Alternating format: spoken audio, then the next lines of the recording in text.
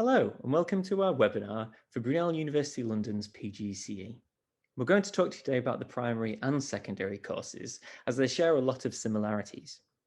My name's Chris, I'm one of the lecturers in education at Brunel and I lead on the Science PGCE programme. I'm also joined today by Liz. Also one of the lecturers within the education department here at Brunel University. I coordinate the physical education secondary PGCE course. I also plan and deliver the physical education input for the primary cohort. We thought we'd guide you today through elements of our course and our provision, and also what some of our students experience, whether that's a session like this at the end of the course where they're out looking at graphs in a cross-phase environment and learning outdoors, or whether it's thinking about their provision and their elements in school. We have a really high pass rate and a significant proportion of our students are recommended for qualified teacher status. In that basically means that they pass the course and go on to become teachers. We have an exceptionally high proportion of students who go on to employment at the end of our course, the very high 90s of students who end up either teaching in secondary or primary schools directly in the state system, those who go on to work as cover teachers, those who maybe go on and look at teaching in alternative settings and other educational environments. But year by year, our progress is excellent. Students progress through from phase to phase, and we've got a really strong tradition of initial teacher education at Brunel that we like to build on. That gives us a really strong partnership. Lots of our students go on to work in some of the schools in which they trained, and they go on to be mentors for students such as yourself if you were to join us. Should you wish to continue your studying once you have qualified with your PGCE, we do offer a master's programme and also doctorate programmes as well. We're located in Uxbridge and we have a very large and vibrant campus. Being in Uxbridge does provide us with the best of both worlds. It's easily accessible into London, but again, we are very West London, so we do have the beauty of having the leafy suburbs of London too. One of our strengths, I truly believe, and something that consistently comes up in feedback from the students, is our approachability and accessibility for you guys. We very much work together. If, for example, you come to our office and one of us isn't there, the rest of the team are on hand to support as necessary. In terms of our department, we are all research active. We have a number of staff members who internationally and nationally publish, a vast range of educational research. So we are at the forefront of education and literature around education. The last point, we listen and care about you as individuals, again, is one of the points and feedback that we consistently get from our students, that we fully support students and that we are responsible as tutors as well as lecturers of that pastoral support throughout your PGCE year. Excellent. Chris mentioned one of our strengths being the partnership we have, and our partnership involves obviously you as the students, the ITE team and the staff that work here, but also our school colleagues. We have a partnership management group which consists of the staff here at Brunel and school-based colleagues. The school-based colleagues are crucial in the decisions that we make here at Brunel, and that's critical for us to keep in touch with exactly what's going on in schools and the schools that our students will be attending for their PGCE course. The schools that Liz mentions are all kind of located within an area. It's a little bit like having a catchment area around our school. So as Liz has mentioned, we're in Uxbridge. We're a West London university, and that means we generally cover this area around London. So that doesn't necessarily mean that if you live outside of this area, we won't be able to offer you a place, but this is where the majority of our schools are located. So we cover a large amount of kind of central London, but also out into around places around Slough, around the Chalfonts and the Chiltern Hills. So it's quite varied at Brunel. In terms of support, and I've already mentioned it, is one of the strengths of our course, and we have many layers of support for our students. We have the university tutors such as Chris and myself. So you will have a tutor who normally is your course leader. When you're on school placement, you are also allocated a mentor. This is usually a member of staff within the subject area which you will be training for. We also have the your peers within the course. And as the first slide showed with the learning outside the classroom, we very much deliver the course at times to our whole cohort, which will be primary and secondary, to just secondary, just primary, and also then within your subject areas. So you do get to mingle and mix and chat and work with you know, a variety of different students across the different phases and subject areas. Within the wider context of the university, we have an array of wonderful support mechanisms regarding special educational needs, regarding writing, counselling, a number of sort of facilities and people that you can access for that additional support should you require it. In terms of the course itself, we split it down into a couple of different areas. We actually favour something that's widely discussed, which is we help teach you how to teach your subject, and then how to be a teacher. But that, as Liz has said, covers a couple of different areas. There's your subject itself, whether that's PE, English, looking down, you know, in a primary level at art, thinking about how you can take some educational themes and then think about how you use those kind of as a vehicle and try some different pedagogies.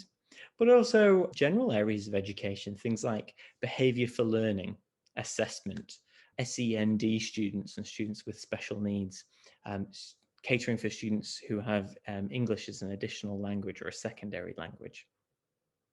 Another element of the course that we like to bring in is an experience in an alternative setting, one of the schools I mentioned kind of earlier. We use this as an opportunity for you to gain some experience in what's considered a non-mainstream context. So that could potentially be for you if you're on a secondary level, it could be you going and experiencing primary education, but it could be also looking at a school for the blind or a school for the deaf, going and looking at some of the provision for education in some of London's hospitals and what it looks like there. In terms of our programme and its structure, you're generally in school for 120 days, but that's split up across the year. Now, our course starts in September, pretty early, just like regular schools. And you'll start with a block of several weeks at the university. We transition you into your phase 1 school experience, your first placement, and that runs really all the way through until the end of February. At that particular point, you will then have some more university days where you will have some full-time university sessions. And then you start in your second placement school. Now, in terms of breaks and holidays, it follows a combination of the regular university vacations, but it also incorporates things like half-term holidays. So you do have space for a break in between. Now, university input does continue when you're in your phase schools. Usually, you'll come back to the university for some sessions, and in this case, it's on Wednesdays. Now, 100% attendance is expected for the university and for the placements.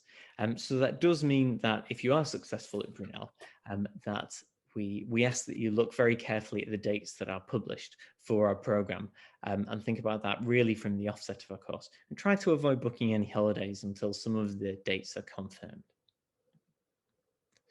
Liz, you can talk about some of the assignments. Yeah, okay. So the PGCE, both the primary and secondary, involves 3 assessments throughout the course. This is a breakdown of the secondary assessments. So the first module involves a 2,000-word essay.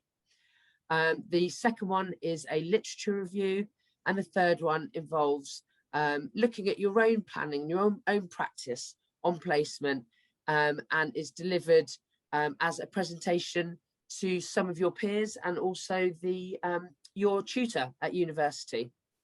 I think at this point, I touched on it before, but the second 2, educational studies 2 and 3, are the ones that provide you with 30 credits each towards your masters.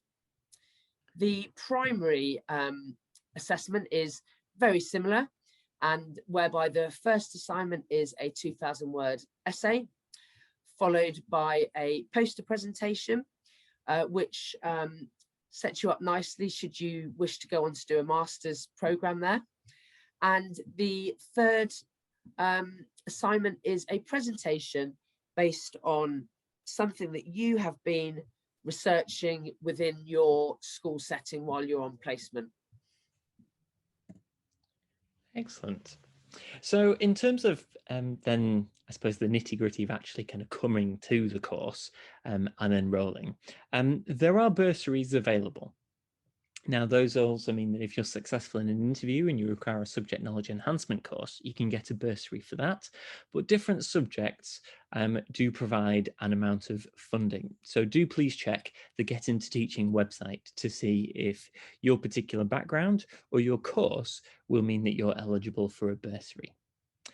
The fees are £9,250, and those are charged by the university. But if you are a UK citizen, so whether this is covered through a tuition fee loan. All of the information about this you can find on our website. Alongside the bursaries, there are also some scholarships available. And while these don't come from the university, they are provided in certain subjects, mainly the sciences and mathematics, but sometimes these do cross phase, and so sometimes you might find something for primary as well as secondary, so do check there as well.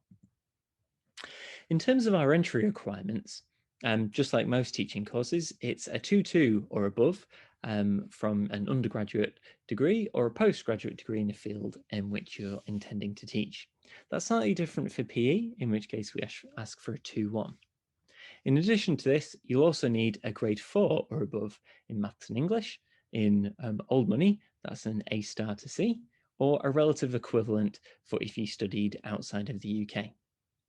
If you're training on the primary course, you'll also need the same grades for science. This. Yeah, in terms of your UCAS application, there are a number of things and information that we require, as well as your academic qualifications. We also look at your school experience. So have you got any experience of working in the school, volunteering in the school, any other experience you may have with children outside of school, is also useful for us to know about and for you to share. In terms of the modules that you have studied in your undergraduate, that is definitely useful to share with us, as we are able to kind of really understand and see whether you are geared up and ready to do a PGCE in your particular area. You can see an enthusiastic and energetic approach which communicates clearly your commitment to teaching.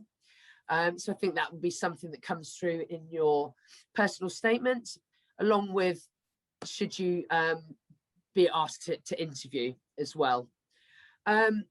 It's quite nice within your personal statement to touch on your own personal philosophies around education. Again, that gives us an insight into you and also whether you would fit in with our philosophies, because I think that's important for both of us, moving forward.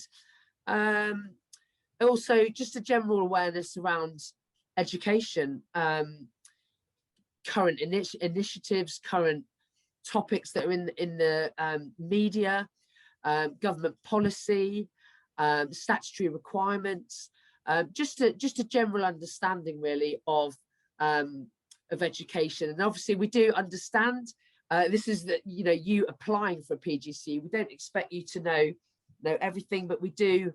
It is nice to know that you've got a broad understanding of education.